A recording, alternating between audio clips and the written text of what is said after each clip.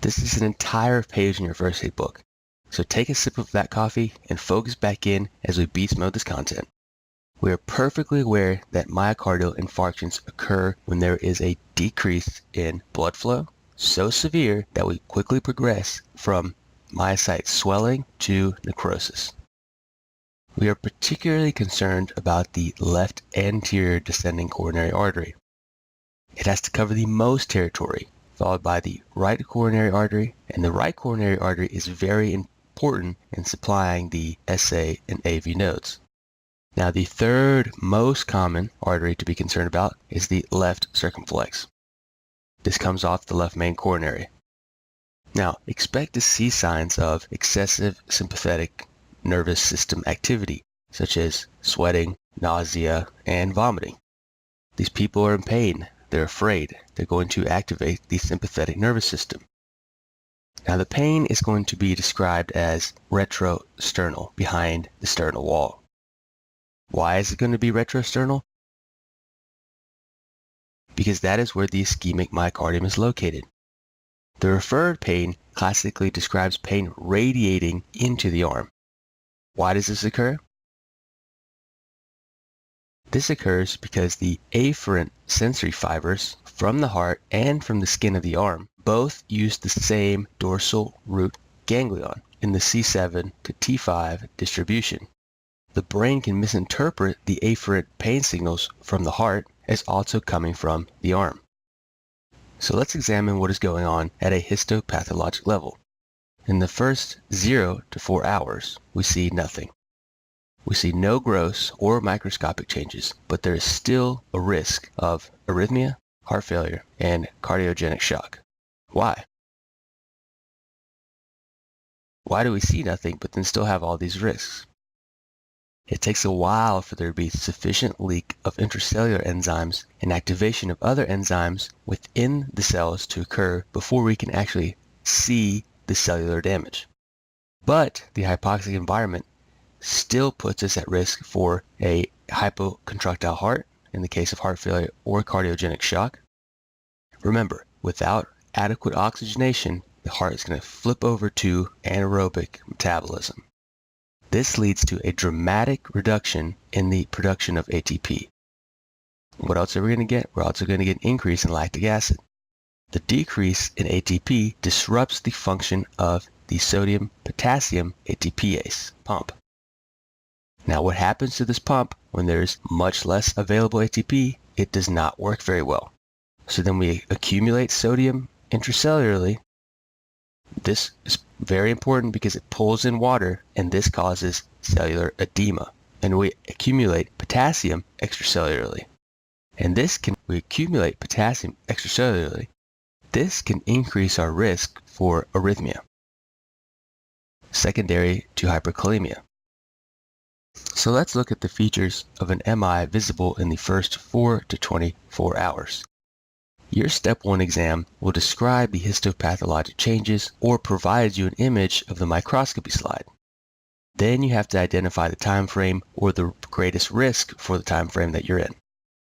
Now, the gross features are not the highest yield info. You can derive them if you know what is going on at the extremely high yield microscopic level. So we had some cellular swelling, and now we have completely progressed to necrosis, which means that the contents have coagulated within the unstable plasma membrane of our cardiomyocytes. So here's our plasma membrane, and it's starting to get very unstable. This does not happen immediately, which explains why you don't see any changes until the 4 to 24 hour window. Now, what are some things that are particularly high yield for your step 1 exam that are going to spill out from these dying myocytes because their membranes are very unstable? Intracellular enzymes such as lactate dehydrogenase, creatine kinase MB, and troponins. These markers don't just hang out in the extracellular environment. They get whisked away into the lymphatics, then they go into the venous system, and this is why we stick a needle in the patient's veins and examine the blood looking for these markers. These markers are supposed to stay inside cardiac myocytes, but when they're damaged, they're liberated in the blood and we can detect them. This is also the principle behind the tetrazolium stain. So tetrazolium binds lactate dehydrogenase very strongly. So if an area infarcted and the cells spilled out all of these enzymes, the area that infarcted no longer has any LDH because the cells died and leaked all of their LDH out. If there's no LDH, the area does not pick up the tetrazolium stain, and it is going to be pale. Now, when we damaged those cells, we not only liberated the cardiac markers we looked for, but we also spilled out a bunch of DNA breakdown products. These are potent stimulators of the inflammatory response.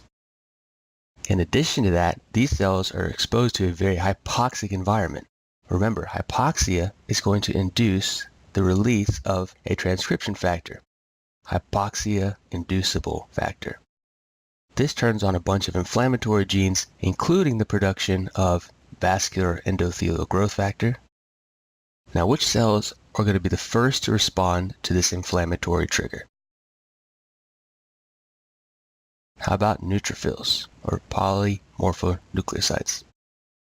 So these neutrophils are going to show up at around 12 to 24 hours. Very important is reperfusion injury. What is reperfusion injury? Well, let's say our patient was sent to the catheterization lab to restore blood flow to the myocardium by putting in a stent. So now, all of a sudden, a ton of oxygen and blood is going to come into the recently infarcted area. The only problem is that we have all of these neutrophils in this infarcted zone. The neutrophils are trying to help break down some of the necrotic myocytes.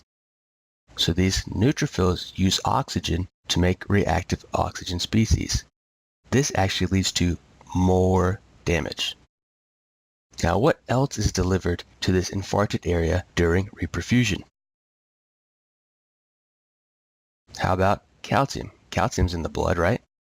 So we introduce a bunch of calcium to recently damaged myocytes. The sarcomeres within the myocytes are exposed to the calcium, and this leads to contraction. But since there is no ATP, we cannot uncock the myosin head. The sarcomeres remain contracted. This is the whole principle behind contraction band necrosis. So the complications are still the same for the first 24-hour period. Now, what about 1 to 3 days post-MI? At this point, we really start to see tons of neutrophils and necrotic debris. So here's an image showing us the acute inflammation with neutrophils and then the nuclear debris because the cells have died and spilled all their contents. The nuclear debris is from the dead myocytes, basically. So at this phase, we also begin to see coagulation necrosis. So coagulation necrosis is when there is denaturing of the intracellular contents. So what happens is that the cytoplasm and the nucleus blur together, but the membrane can still be semi-intact, which means that everything inside of the membrane is going to be coagulated and denatured. So during this time period, we also have a new risk. We have a new potential complication of fibrinous pericarditis. So why are we at risk for fibrinous pericarditis? There's tons of inflammation mediated by these neutrophils. This inflammation can extend into the pericardium. This is the risk for fibrinous pericarditis. What happens next in the evolution of an MI? Well, the neutrophils are always the first guys on the scene. They call for backup. Who are the neutrophils going to call? So around 3 to 14 days, the neutrophils call in the backup squad. So in any situation of inflammation, after neutrophils are done performing their job, they call in monocytes, and we know that monocytes are converted to macrophages when they hit extracellular matrix tissue outside of vessel wall. And how are the monocytes going to access the area of inflammation in the heart? Remember, we said vascular endothelial growth factor was released due to the hypoxia. So this is what happens. After a couple of days of stimulation by vascular endothelial growth factor floating around, vessels start growing around the edges of the infarct. Vessels finally start to grow into this granulation tissue, and they always start at the borders. This is why we have a very nice hyperemic or very red border surrounding the pale infarct. The monocytes use these very weak vessels to transmigrate into the necrotic tissue. So the macrophages now have a humongous buffet and just start munching up all of that dead tissue. So when this whole process of inflammation is complete, this area, despite infarcting, is still going to need blood supply because scar tissue still needs a blood supply. So here, notice how the area is very yellow looking. That's because neutrophils and dead myocytes look yellow. So what about this word softening in your book? The macrophages that come in here are going to be like Pac-Man. They're just going to be gobbling up all this necrotic debris and the dead neutrophils. This is all happening in an already very weak myocardial infarcted tissue wall. Do you think this area is going to be as strong as normal tissue? No. So the combination of all of this phagocytosis plus a necrotic wall sets us up perfectly in this 3 to 14 day window for very, very bad complications. So if the entire wall is affected from the infarct, we need to worry about free wall rupture. So here is an image of what can happen when this very, very infarcted area is consumed by macrophages. You can weaken the wall to the point where you can get a free wall rupture. So this black arrow here shows us the communication between the left ventricular chamber all the way through into the pericardial space. This can lead to tamponade because blood is going to flow straight through this gap and accumulate around the heart, causing tamponade. Now what happened in the situation of an MI if we now have a new murmur? There are several options. We could have infarcted our interventricular septum. We could have infarcted a papillary muscle, leading to a new onset mitral regurgitation, specifically an occlusion of the septal branches of the left anterior descending can kill our septum and we can rupture, leading to a new perforation that's a VSD, allowing a communication between the left and the right ventricles. Specifically, when we talk about papillary muscle infarction, we think about the posterior descending artery being affected. This can kill the posteromedial papillary muscle. We can see that here. The papillary muscle we are interested in is one of the three in this image. It is postero or posterior and medial. It attaches to the posterior leaflet of the mitral valve. It prevents the mitral valve leaflet from ballooning up into the left atrium whenever we contract our left ventricle during systole.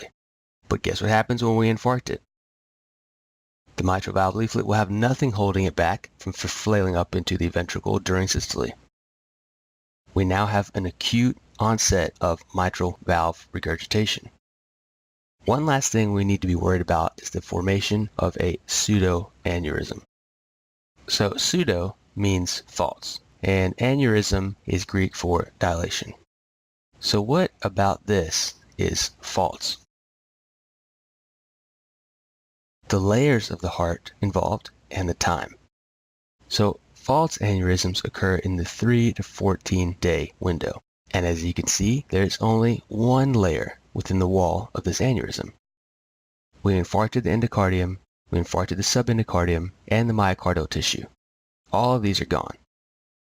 This makes this aneurysm false because we need not one, but 3 for a true aneurysm to be surrounding this dilatation. The only thing holding this aneurysm from exploding is one layer. So these fibrous adhesions within the epicardium are very important. This is high risk for rupture. Again, the main thing you need to know about a pseudoaneurysm is that it is an incredibly high risk for rupture because there is only one very weak layer left holding on. So let's step forward in time and examine things occurring after we hit the 2-week mark. So after our macrophages went into the infarct and cleared out all the debris, they started releasing tons of cytokines. So they start releasing transcription growth factor beta and platelet-derived growth factor. These tell fibroblasts to start making tons of collagen to replace the area previously occupied by healthy myocytes. This gives us scar tissue. It appears grayish-white on gross examination, and in the right image, under the microscope, we can see there's just a ton of collagen. There are not very many cells anywhere. Collagen stains pink. Again, notice how there are no myocytes. Can an area without myocytes contract? No. So this area of the ventricle is going to be very hypocontractile or hypokinetic. It is just going to be like a bed sheet flapping in the wind when the rest of the heart contracts. This means that this area is particularly weak and can bulge out when there's sufficiently high enough systolic pressure. Now this is how we develop a true aneurysm. So notice how there is a ballooning out of all three layers. Do we need to worry about rupture with a ventricular true aneurysm? No, we do not. Rupture is only a concern with a pseudo or false aneurysm. True aneurysms, like this one, rarely ever rupture because they are composed of tough scar tissue that has replaced all three layers of the cardiac wall. The main concern with a true aneurysm is what? This area is hypocontractile because it's all scar tissue, no myocytes that can contract. We are worried about stasis that can occur in this very hypocontractile area. So blood can actually pool and form a clot in this very hypokinetic segment of the myocardial wall. We call this a mural thrombus because it literally forms on the wall. So mural means wall. Forming a huge clot in the left ventricular chamber that is responsible for pumping blood to the rest of your body is a problem. All that has to happen is for a couple pieces of this stuff to break off and then get sent into the aorta, and now you're throwing around blood clots everywhere. We've broken off pieces of the thrombus, and now we're starting to embolize. You'll be asked about some key complications in this time period. Very high yield is Dressler syndrome. Think back to when we were talking about how the macrophages were phagocytosing all of the cardiac tissue. What do you think might happen if your immune cells are consuming your own necrotic cardiac tissue? Well, a macrophage is an antigen-presenting cell.